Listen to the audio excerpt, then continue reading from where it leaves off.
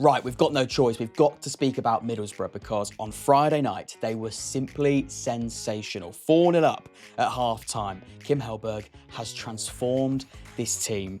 Firstly, though, thank you so much to the Boro fans that gave that video I did on Kim Hellberg and how he could potentially set up Middlesbrough, that love, before he was appointed, because the feedback was great.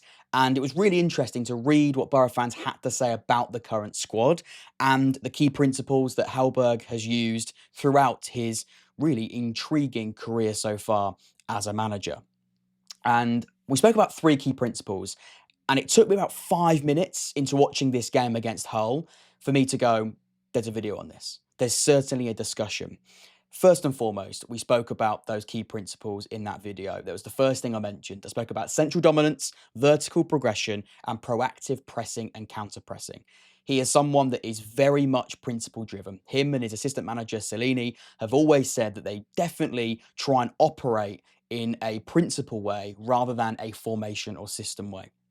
And that was a bit confusing, and some people were quite rightly quite confused and didn't quite know what that meant. I think in that first half against Hull, we saw what that meant. It's less about the formation, it's less about where each player is in a way. It's about having the profiles on the pitch and having the right profiles on the pitch. I'm also going to use screenshots throughout this video to get a real gist of what this looked like, because from minute one, Boro implemented a really aggressive high press and counter press, completely stunning Hull City. And what I also loved about this as well was there was no half-heartedness about the way they did things. Every player was all in. Every player knew their role, knew that if they did their part, Hull City would be flattened and Middlesbrough would reap the rewards. And speaking of things that are Middlesbrough pressed, and these two players here, Conway and Strelic, they were integral. We're going to come on to the players behind them in just a second. But their role in this game was to press aggressively the two Hull City centre-backs. One here and one here. And wherever the goalkeeper was going to go with the ball, whoever he was going to pass to, that was the trigger. That was the moment that Middlesbrough would go and engage. And then the players behind, so you're talking your Whitakers, I'm going to come on to him later on because I thought his role was really, really interesting in this game. Hackney, McGree, and of course Gilbert, who was sensational. Again, we're going to go on to him later. He was behind those three out of shot in this instance. And their job, the players behind Conway and Strelic, their job was to suffocate the central space, forcing Hull to either play those awkward passes into the middle, so the goalkeeper or the centre-backs could go into these two central players here. But of course, if they did that, it was going to increase the chances of Middlesbrough being able to win an interception or win a turnover, or in a lot of the case, Hull City were then afraid, and when they did it a few times, it didn't work out, and they were very nearly punished. And of course, early on in this game, they were punished. We'll come on to that in just a moment. We saw backwards passes often. And Hull this season, to be fair, have been a side that have tried to play some really good football. They've had some really, really high numbers of possession, and they've tried to play a really good brand of football. And if you look at their goal output, they've scored a lot of goals because they are very, very brave in the way they play. But Middlesbrough and Hellberg got this tactical plan spot on, identified that, and found a way of hurting them. And not just stopping Hull from what they wanted to do, which is play through those central areas, but also capitalise and punish them when they did do that. And they did it throughout. So we saw a lot of backward passes from Hull City in this game. And if they didn't, they'd go back to their goalkeeper or go back to the centre-backs, and then they'd force them to go long. And by going long, of course, they basically just gave possession straight back to Boro, who could then rebuild. So it was a cycle, a real cycle of issues for Hull, but that was being forced into place because of the approach that Middlesbrough were taking in this one. And again, we spoke about central progression, and we spoke about sort of suffocating those central spaces, and central dominance was the phrase we used when we spoke about those key principles. That was throughout this game totally visible because Hull were constantly denied that clean central progression.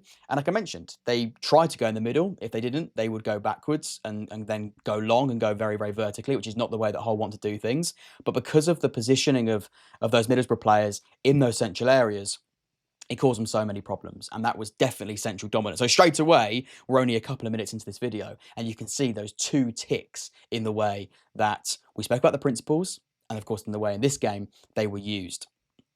And I want to come back to that counter pressing. If we move on to this next screenshot here as well, you'll see it in in all its glory, really. The ball goes out to Egan. Strelic then engages. He then comes forward. Whittaker's also on his bike as well. If we pop that back a little bit, you can see Whittaker's ready to bounce onto Giles, the left back, who's very, very important for Hull City. That's a big way of Hull progressing up the pitch. And Hellberg and Middlesbrough, they identified that by stopping the source and stopping that ball come to them and being aggressive in the way they pounced. Again, if we move on to this next screenshot here, Giles gets the ball, has to go back to Egan. Again, that aggressive press is in full flow. You see Strelic ready to go. Conway sort of lurking towards his other centre-back here, but also maybe looking at this position here, we can now see how tight Whittaker is to Giles. You've then got two Middlesbrough players. Gilbert's now in shot. And you're also almost now going man-to-man in the way that the Boro were pressing. It goes all the way back to Hull City's goalkeeper. And as I mentioned earlier, it forces them to go long. And straight away, that build-up has been stopped. That build-up has been prevented because of Boro. And now they're forced to do something they didn't want to do, which was lump the ball forwards from the goalkeeper. And I also mentioned a word in the video I did before he was appointed. I spoke about energy. And that's sort of a bit of a buzzword, really. I think every manager would love it. Every manager loves the word energy. Every football fan likes to see their manager describing a team as energetic. And I sort of tried to make the point clear enough in that video to say that this isn't just running around. This isn't sort of making it look like you're really trying. This is almost tailored energy. This is energy that really makes sense, if you know what I'm trying to say. And that's intensity that comes from that counter pressing, immediately trying to win the ball back. And even players and Whittaker, and I think, again, I want to speak about his role in a little bit more detail later, but if we sort of take that tactical element away for a second and have that conversation about him as a player more generally, I think ever since he's been a Boro player, ever since he signed from Plymouth, we haven't really seen that energy. We haven't seen that real punch. That's something that does get the fans on side. And you do naturally buy yourself a little bit more time as a player if you look like you're really, really trying to do everything you can for the good of the team. And I'm not sort of attacking Whittaker's previous sort of mindset and almost attitude. I'm not doing that.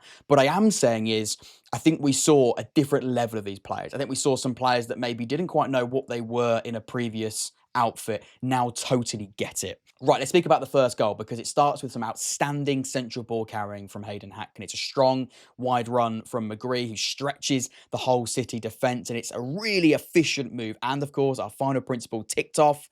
It's an example of vertical progression. And I also tried to make this point really clear in the video I did before he was appointed, Kim Hellberg. I spoke about how if you go back and look at the metrics of his sides over in Sweden, top of the charts for possession, top of the charts, the amount of passes. And that is the case. You know, it is a manager here that does want to dominate the game. He does want to dominate the ball. But what is really, really important to mention is he's not afraid to hurt teams with speed when the opportunity arises. And sometimes you speak about a possession-based manager, and that sounds sexy, but actually it can be a case. And there will be times this season, of course, sometimes you have to do it. Teams are very, very comfortable now. A lot of teams at this level, at any level, comfortable in a low block, and you do have to sort of go round the sides and keep the ball. A lot of the games played in the opposition half, and that is, that will happen. And with Hull City being a bit too expansive for their own good, and at times this season they have been far too expansive, they've conceded a lot of goals, but scored a fair few. When the opportunity is there to go early, hurt them, play, quickly through the middle of the pitch, and use the profiles you've got available to this, to this team. You've got Hayden Hackney, who's a really good player on the ball, exceptional talent on the ball, but he's also a great progressor of the ball. He will drive with the ball as well because he's got great strength. He's built, like someone that it's not easy to shrug off the ball. In this example, it's a slight anomaly because there's nobody there because it's done so quickly. And if we move it on forward here, it's a really good pass into McGree. And again, Strelic, we know his strengths inside the box. He's someone that wants to be in there, take the chances. And he did. He took this chance really, really well. And I actually thought in this game, and I sort of, like I said, I watched the whole game back, wrote a few notes, and knew that this video had to be made. I thought Boro played a little bit more vertically than expected. That's not a negative. That's not a negative because verticality has come into the game quite a lot. And it worked. It worked really, really well. And sometimes the opposite of possession-based football, that can be deemed unsexy. It can be deemed quite unattractive. But actually, it did have its big pros for Middlesbrough in this game. Because by playing quickly and going forwards with the way that they passed the ball, and I'm talking quite direct actually, it forced Hull defenders to engage immediately. And again, this comes down to some really impressive tactical work from Kim Hellberg, because he knew if he didn't fancy or didn't want his team to set up in a way that was going to make them slow, intricately play through the middle and then get on the edge of the box and then be sort of forced and trying to break them down. If you can go early, if you can force those Hull City defenders to get on the ball and have to engage quickly, it gives them two really good opportunities. Either you've created a second ball chance, you can pounce on that second ball, or it's an immediate opportunity to press the central defenders. It's an immediate opportunity to force a turnover. In this game, Middlesbrough made 91 turnovers, which is an extremely high number. And you can see it. If you go and watch the game back, how many times did Boro win that ball back and then do something with it? And I think that's the key bit as well. You can win the ball back, gain those really good high numbers of recoveries, but then with something on top of that, can you go and hurt the opposition? And they did time and time again. And only a few minutes later, we saw a similar example to this. So Hull City have got Ajay on the ball here, the central defender. And again, we can see it so aggressive. Strelec is making his move. Conway is ready. McGree is here as well. Whittaker sort of got this whole space here, but you'd say he's really looking at Egan. You then got Gilbert, who could maybe make that press there if he needs to. Hackney on this player. This left back here I thought was phenomenal. The fullback already on Gelhardt. Again, we're talking man-to-man. And the pressing of the centre-backs worked a treat, because the ball is then won, he's dispossessed, and suddenly, because of the positioning and because the amount of players that Middlesbrough had up high up the pitch, because they wanted to press with numbers high up the pitch, it means if they won the ball back, they also had a lot of players to then attack with. Straight away, win the ball. Strelec's then got an opportunity to run into the box. Whittaker's on his bike. You've got McGree also looking to go. And even these midfielders, they were on the act as well. As we'll come on to Gilbert's goal in just a second. They're ready to go. They're not afraid. And suddenly, it's like the arrows, isn't it? It's just crazy the amount of opportunity they do have in terms of numbers and bodies in the forward areas, driving towards what is a pretty vulnerable, at this point, Hull City box. That was only a few minutes after the goal. And I thought it was really, really impressive. This is a bit more of a bird's eye view of it. You see it here, and we can see just how many players are in a position. Again, you've got three. It's a 2-on-3 in Middlesbrough favour here, and you go and you go and you go. Absolutely brilliant, brilliant work. Right, and that's Strelec inside the box, who does miss the target. This is the second goal of the game, and I thought this was just immense. Absolutely immense, and was another example of Hull City pressing the centre-backs. They'd done it, and it didn't quite work. Strelec missed the opportunity. They're now ready to do it again, and it worked this time. Strelec on Egan, really, really aggressively pressing Egan inside Hull City's box. And the alarm bells are ringing straight away, because as soon as Strelec engages here, Egan basically runs nearly to the byline, and he's then at the byline in a very, very uncomfortable position. And his mindset then is, I've got to clear this ball. I've got to clear this ball and get it away from danger. We see with the second screenshot here, he does in a way clear it. It's aimless. And Conway, because of the positioning, because of the bodies that Boro have got here, you can see Conway, that might be McGree actually, Conway might be out of shot. You've got Whittaker here as well. By the time we see this second screenshot, and by the time that Egan has made this very, very aimless clearance that he's forced into making because of Strelec's aggressive press, suddenly Conway's then running towards the penalty area and has got an opportunity to pass the ball into Gilbert, who is running onto it just outside the box. It's a phenomenal finish. And Gilbert is a transformed player within one game. He is someone that has turned into a fringe player under Rob Edwards, someone that was loaned out last season to Charlton, been used as a number 10 often in his career, sometimes a number 8, a controlling number 6. We spoke about the number 6 position being so important in Hellberg's system. A player in that role has to be so comfortable in possession, dropping between the centre-backs at times, pushing forward. It's not someone that just sits there and screens the back line and protects the back line. He's someone that needs to get on the ball and make things happen. He's the reference point of possession. I think that's the phrase I use in the video. And I was quite glad when I saw it, not from an egotistical point of view, but because I knew that I was feeding information to Borough fans at the time that was going to be translated into real life, into Middlesbrough under Kim Hellberg in the Championship. And when I saw Gilbert start in that position, I thought, that's interesting. I think a lot of fans thought, what does this look like?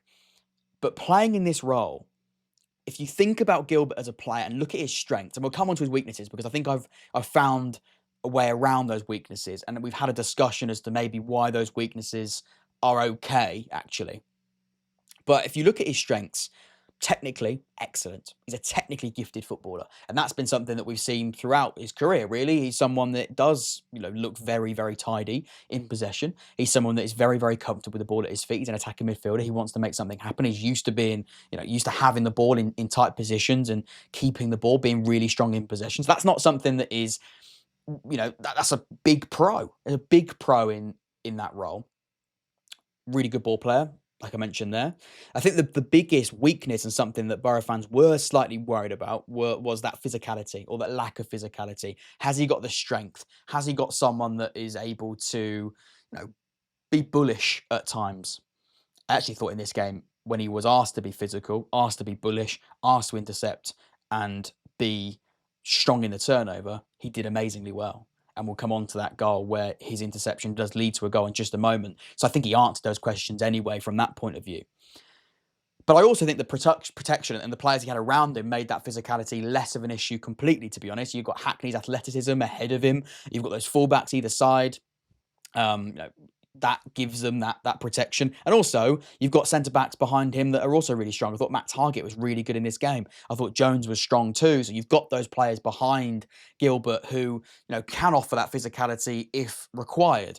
And so I don't think that was a big issue whatsoever. And like I mentioned, even that feels like I'm sort of slandering those weaknesses. But actually, I thought when he was asked to do that job, and maybe in a different game when a side is naturally a bit more bullish, I think Hull City were a little bit flappy at times. Maybe that's not a massive, maybe that's a point to focus on later on in the season. And if this is something that continues, which based on this performance, I think has to continue. But 92 touches, 5 passes into the final third, 2 key passes, 62 accurate passes, the second most accurate passes on the pitch behind Matt Targett. I thought it was a sensational performance. And this goal was brilliant. Absolutely brilliant. Right, let's speak about the third goal because it starts with our good friend Gilbert. Let's do a little magnification on that. That's a clean challenge. That's a clean challenge, and that's excellent counter pressing. Gilbert intercepts the ball amazingly well here, fair and square, wins possession back. That's also a really important part of his job, like I mentioned there. It's not just someone that's going to be a number 6, doesn't get involved, isn't as aggressive out of possession. He's someone that if the ball is there to be won, you've got to go and win it. Because your job isn't just a ball play, it's also to win it and then ball play. There's 2 really key elements to this role, and Gilbert excelled in both of those. Again, really, really good, aggressive win from Gilbert. He then makes a fantastic pass. He does the second part of his job. He wins it. He then makes something happen. He passes it into Morgan Whittaker, who's just moved inside, and then he cuts in Whittaker on his favoured left foot, and of course scores a brilliant, brilliant goal. It's 3-0. It's 3-0. It's not even half time yet. Sensational work. And again, we speak about our key words here: energy, positive aggression, out of possession, relentless counter pressing, tick, tick, tick. Key principles, tick, tick, tick. Every single one of them executed to perfection. Which leaves us with three final points. 3 final points, and then I'll leave you. The question I had, the question that Middlesbrough fans had when he was appointed, Kim Hellberg, and when I did the video in particular, a lot of comments were suggesting that there were the big concerns being around, would Hellberg come in and force players into a system that he used in Sweden, that of course works so well in Sweden?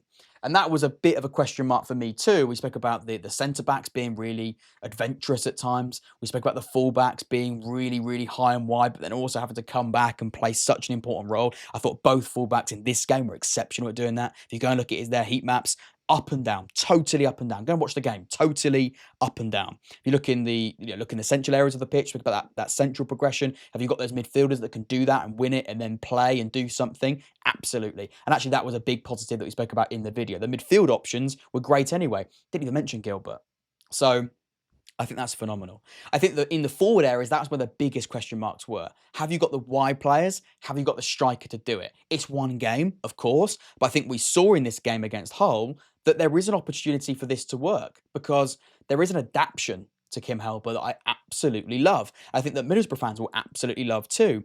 He's got that ability to adapt and bring the best out of the players that he has. Asking Morgan Whittaker to be touch tight on the touch line and sort of carry the ball and be a winger and be wide first, if you like, and then come in and, you know, be is a traditional winger that is a dribbler, if you like, as their sole trait.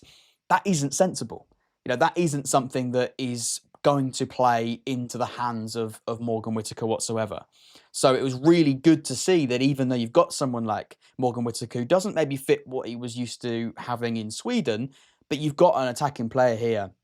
If you let him roam inside, if you let him get in around zone 14, inside the box and let him cut in, and not just cut in, but also operate inside as well, and there are lots of occasions where he did operate inside, go and find those pockets, because that movement added in this game central overloads everywhere. It had creativity and it had goal output. I think the goal that he scored, of course, was a great example of that. And finally, Tommy Conway. I think there's been a lot of maybe criticism. I mean, I watched the game that Middlesbrough played against Oxford and he had a really good chance later on in the game and there was frustration about the fact he didn't finish that chance. Fair enough, absolutely. I don't think he is the best finisher in this league. I think if you look at his big chances missed, he's top of the tree. His conversion rate is one of the lowest in the league. So as a finisher, lots of work to be done. You've got Strellick there that I think was initially brought in to be someone that is a great finisher, great box finisher. You've also got Tommy Conway that does have such a really strong skill set in a different way. And we saw it in this game. His strengths are channel running. His strengths are ball carrying in possession. He's got relentless work rate out of possession. So if you've got a system where you're 4-4-2 away from the ball, against the ball, if you like, you've got two strikers there, Tommy Conway in particular, that is perfect for that role. Someone that can snatch possession off a centre-back, someone that can run the channel at times. Doesn't have to shoot. I mean, again, I'm not saying that he's absolutely useless when he gets inside the penalty area. He's scored goals in his career before, but you can use his skill set in different ways to ensure that he's still part of this team and still has a role to play within a Kim Hellberg team. So I thought that adaptability that Kim Hellberg operated with worked wonders and they reaped the rewards. Boro fans, let me know in the comment section down below, what were you surprised by? What didn't you see coming that you did happen to see? What is the most exciting thing going forward about Kim Hellberg as Middlesbrough manager? I imagine lots of positives to talk about. I understand it's one game, there's a long way to go, but I thought with the video we did previously on the channel, with this first half performance, and of course a win in the bank against Derby before it, there was definitely legs in having a conversation. Hopefully you did enjoy it.